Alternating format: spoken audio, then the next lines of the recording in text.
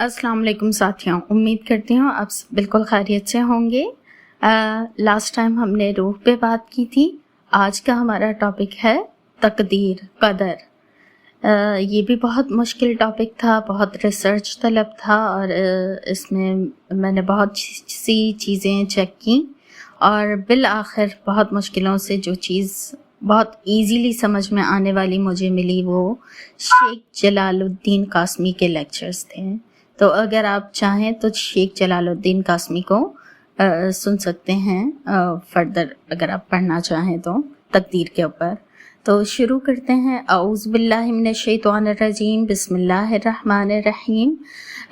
तिर्मिज़ी में इमाम तिर्मिज़ी जो है वो अपनी किताबुल कदर में बयान करते हैं ये हदीस, जिसका मफ़हूम है कि हज़रत अली रज़ी अल्लाह ताला अन्हो से रिवायत है कि रसूलुल्लाह सल्लल्लाहु अलैहि वसल्लम ने फरमाया कि किसी इंसान का, किसी शख्स का ईमान उस वक्त तक मुकम्मल नहीं हो सकता या वो शख्स मोमिन नहीं जब तक कि वो इन 4 चीज़ों पर ईमान ना ले आए। नंबर 1, अल्लाह के एक होने पर यानी तौहीद पर ईमान।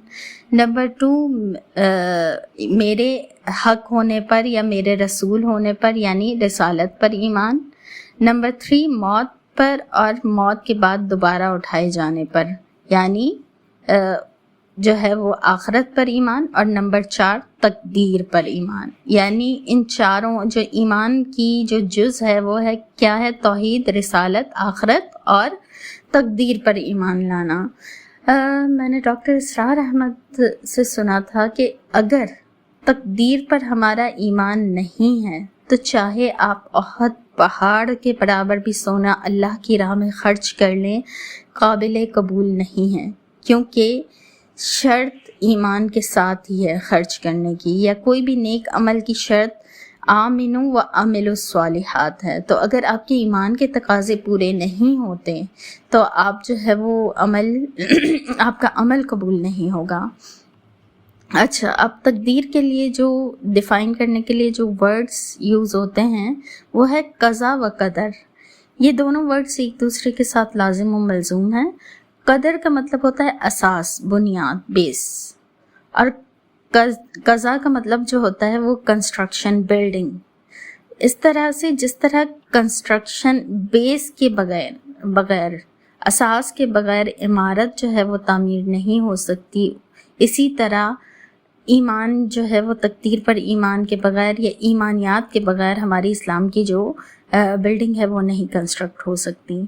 इसी तरह इसको दूसरे अल्फाज में ये कहेंगे कि कदर जो है वो नक्शा है जो किसी पेपर पे तैयार किया जाए, किसी प्लॉट, किसी बिल्डिंग का, किसी मॉल का, किसी प्लाजा का, और तकदीर वो कज़ा जो है वो उसकी बिल्डिंग है। तो इसी तरह जो है वो इंसान के आने से आप देखें नक्शा किस तरह तैयार किया जाता है। ऐसे तो नहीं ना कोई अचानक से कोई जगह पे कुछ भी कंस्ट्रक्ट कर दिया। तो बहुत पहले से प्लानिंग होती है, एक एक चीज़ को देख के समझ के उसको उसकी प्रॉपर जगह पे स्केच किया जाता है और उस नक्शे के बाद फिर उसके बाद कहीं जाके जो है वो बिल्डिंग तामीर की जाती है। अच्छा, तो ये जो तकदीर पे ईमान है ये तौहीद को पुख्ता करता है। आप देखिए बाज़ मज़ाहिब में जो हैं वो खैर और शर के खुदा डिफरेंट हैं। पारसीज़म में ऐसा होता है कि खैर का खुदा जो है वो शायद यज़दा है और शर का कोई और है। अच्छा, इसी तरह आप हिंदुइज़म में देख लीजिए, खैर की देवी कोई और है, शर की देवी कोई और है। तो अल्लाह वाहिद है। जो मुसीबत भी तुम तक पहुंचती है वो अल्लाह के हुक्म से, वो तुम्हारी तकदीर में लिखी हुई है। ये सूरह हदीद की आयत है, आयत नंबर 22। इंशाल्लाह नेक्स्ट टाइम इसको डिस्कस करेंगे। आज कुछ मेन पॉइंट्स डिस्कस कर लेते हैं। अच्छा, अब यहाँ तक बात समझ में आ गई तो थोड़ा सा देख लेते हैं कि जो तदबीर का तकदीर पे क्या असर होता है। इमाम तिर्मिज़ी अपनी किताब में लिखते हैं कि एक नबी सल्लल्लाहु अलैहि वसल्लम के पास एक शख्स आया और उसने आप सल्लल्लाहु अलैहि वसल्लम से पूछा कि रसूलुल्लाह सल्लल्लाहु अलैहि वसल्लम, हम بیماری میں اکثر دم درود کرتے ہیں، ہم طبیب کے پاس جاتے ہیں، ہم دوا لیتے ہیں، تو کیا اس سے ہماری تقدیر پہ کوئی اثر پڑے گا؟ تو آپ صلی اللہ علیہ وسلم نے یا یہ اس سے ہماری تقدیر میں کوئی چینج آ جائے گا، مطلب یہی تھا، مفہوم یہی تھا۔ تو آپ صلی اللہ علیہ وسلم نے فرمایا کہ یہ علاج معالجہ اور یہ اگر شفا یا جو بھی ہے بیماری اس علاج معالجے سے، یہ بھی تمہاری تقدیر کا حصہ ہے، it is also part of تقدیر۔ پھر کچھ لوگ اس طرح کہتے ہیں کہ ایک حدیث ہے، حضرت عمر سے روایت ہے کہ آپ صلی اللہ علیہ وسلم نے فرمایا کہ اگر تم اللہ پہ ایسے بھروسہ کرو، ایسے توکل کرو جیسا کہ اس پہ توکل کرنے کا حق ہے، تو وہ تمہیں اس طرح روزی عطا کرے گا جیسے وہ پرندوں کو عطا کرتا ہے کہ وہ بھوکے پیٹ گھر سے نکلتے ہیں اپنے گھونسلوں سے اور شام کو بھرے پیٹ واپس آتے ہیں۔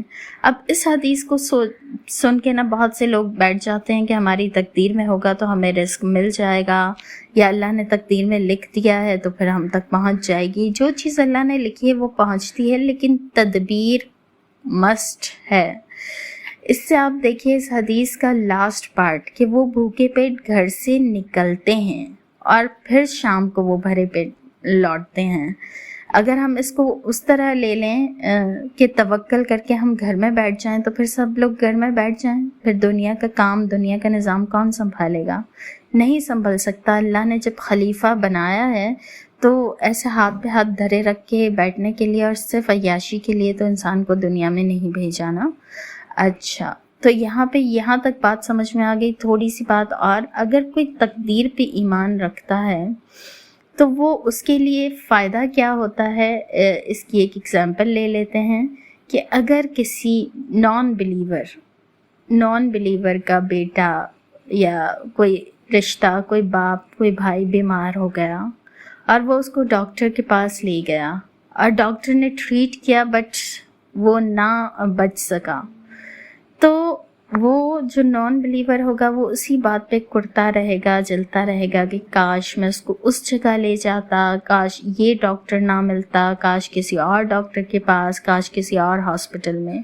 لیکن اگر کوئی بلیور ہے، مومن ہے، جس کا تقدیر پہ ایمان ہے، وہ اگر اس طرح اس کا کسی رشتے کے ساتھ پرابلم ہوا اور وہ اگر اپنے اس رشتے کو لے گیا اور وہ نہ بچ سکا، تو وہ بلیور کو یہ سکون ہوگا، قلبی اطمینان ہوگا، ذہنی سکون ہوگا کہ یہی تقدیر تھی، وہ اسی طرح ہونا تھا اس چیز کو، اور اس بندے کی موت یقینی تھی، لکھی ہوئی تھی۔